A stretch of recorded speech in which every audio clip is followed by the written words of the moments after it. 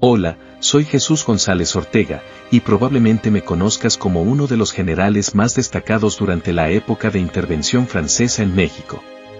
No me gusta hablar de mí mismo, pero entiendo la importancia de recordar nuestra historia, especialmente en tiempos de cambio y desafío. Mi vida es un testimonio de que, con resiliencia y convicción, podemos superar las adversidades que nos plantea el destino. Nací en Zacatecas, en el corazón de la nación.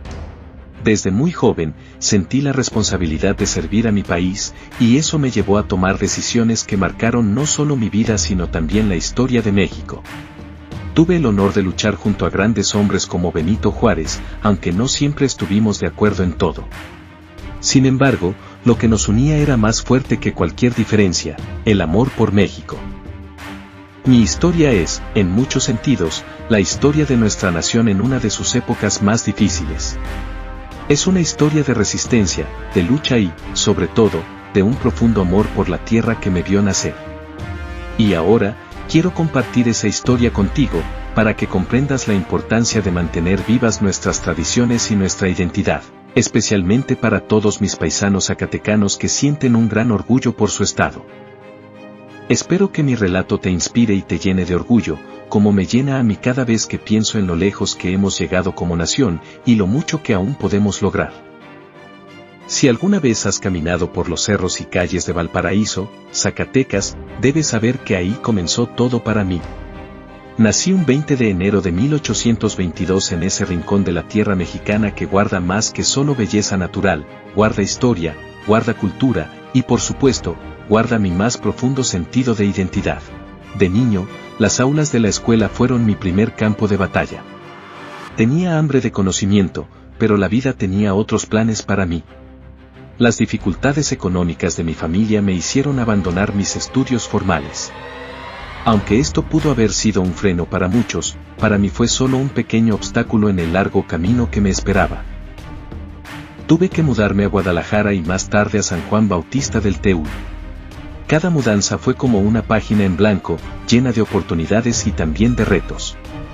Fue en San Juan Bautista del Teúl donde sentí la llamada de la vida pública y donde inicié mi incursión en la política, pero esa es una historia que contaré más adelante. Siendo zacatecano, llevaba conmigo la riqueza de mi tierra y la fortaleza de su gente.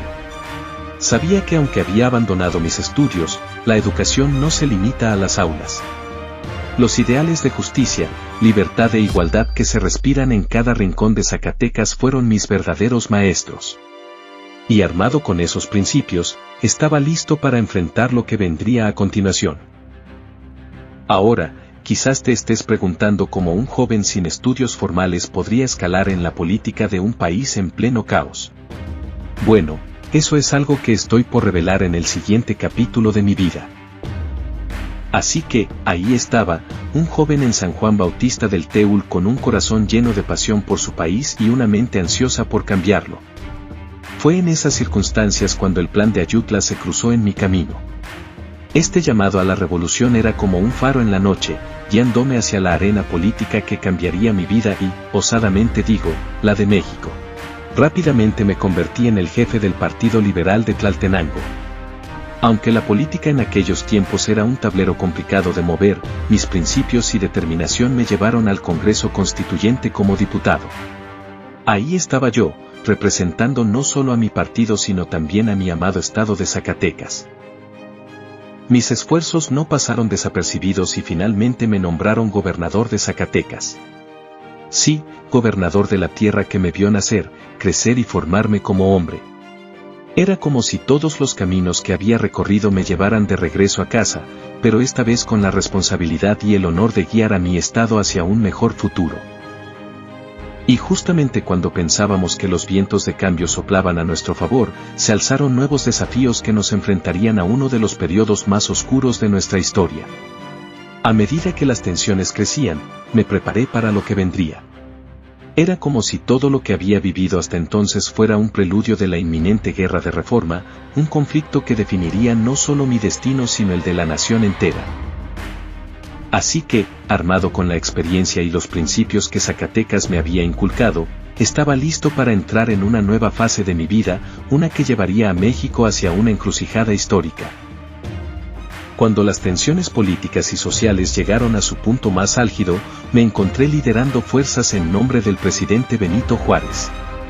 Esta sería la primera vez que nuestras vidas se entrelazarían de manera tan significativa.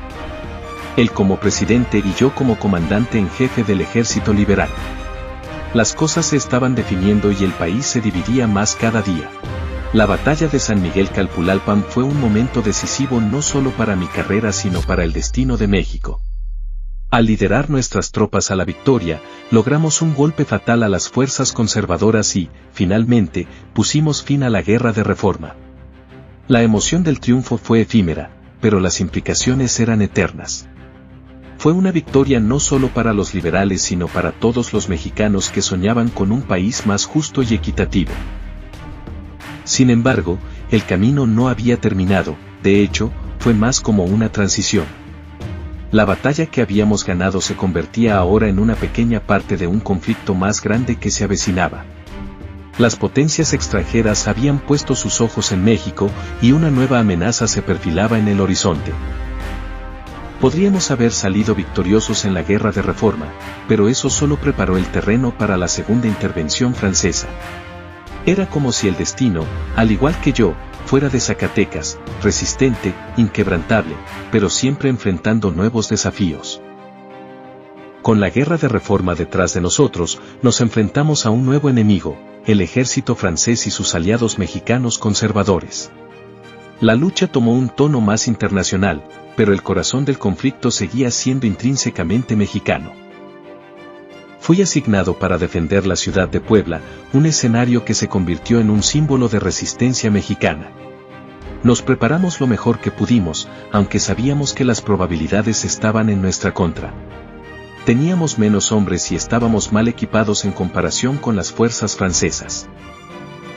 Después de días de lucha intensa, y con los recursos cada vez más escasos, los franceses lograron romper nuestras líneas de defensa.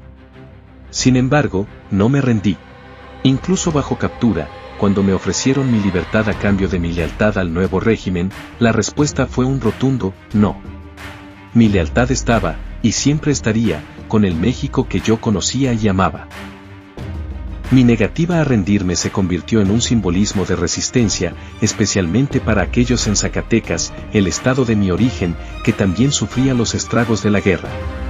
A pesar de mi captura y el tiempo que pasé en el exilio, mi compromiso con la justicia y la libertad nunca flaqueó. Con el tiempo, las circunstancias cambiaron y la marea de la guerra viró.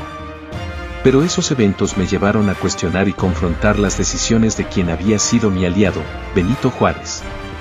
Fue una época de agitación interna y externa, un periodo que me llevaría de nuevo a tierras extranjeras. En los años que siguieron, mi vida tomaría giros aún más impredecibles. Después de mi tiempo en Puebla, me vi obligado a exiliarme en Estados Unidos. Desde allí, intenté cambiar el rumbo político de México. En abril de 1865, incluso regresé para protestar contra el decreto que prorrogaba la presidencia de Juárez.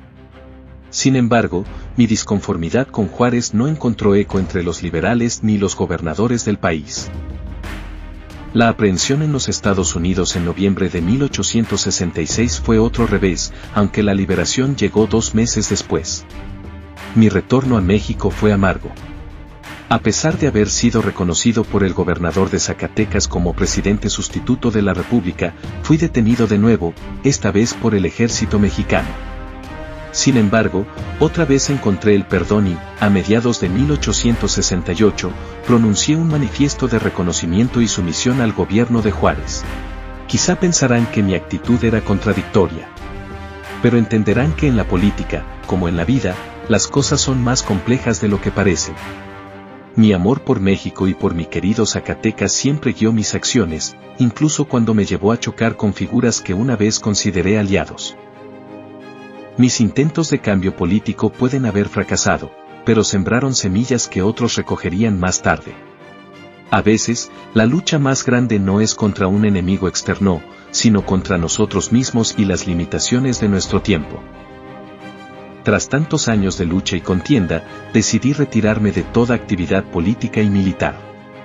Me establecí en Saltillo, donde los días parecían tener un ritmo más tranquilo, un ritmo que me permitía reflexionar sobre las décadas que había dedicado al servicio de la patria.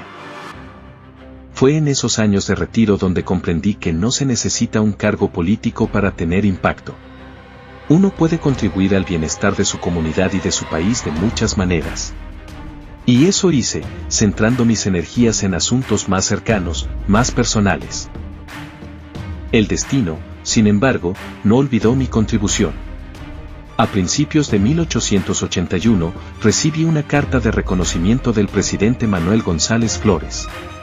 Ese gesto, simple pero significativo, me recordó que los esfuerzos de una vida no son en vano, incluso si los resultados no son inmediatos.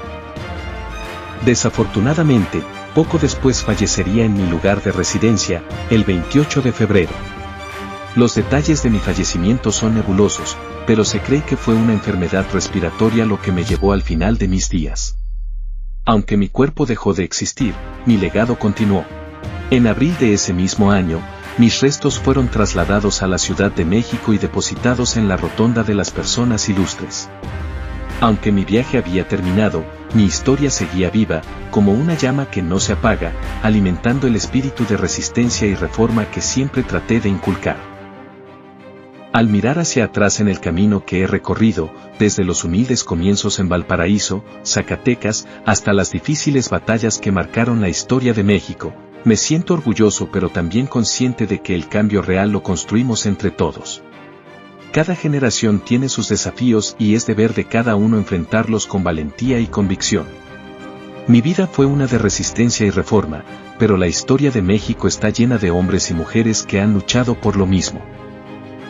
Si hay algo que quisiera que se lleven de mi vida, es la importancia de la familia, la patria y las convicciones fuertes. Yo nací en Zacatecas, pero soy mexicano ante todo, y cada acción que tomé, la hice pensando en el bienestar de mi patria. Para mis paisanos zacatecanos, y para todos los mexicanos, les digo, no importa cuán difícil parezca la lucha, o cuán insuperables los desafíos, no podemos darnos el lujo de desesperar. Debemos seguir luchando, seguir creyendo, y más importante aún, seguir viviendo según nuestras convicciones. Y así, aunque mi presencia física ya no esté entre ustedes, espero que mi vida y mis luchas sirvan como un faro, una guía que los inspire a ustedes, a las futuras generaciones, a continuar con la noble tarea de construir una nación más justa, más libre, y más igualitaria. La historia está hecha de momentos y decisiones, y cada uno de ustedes tiene el poder de influir en ella.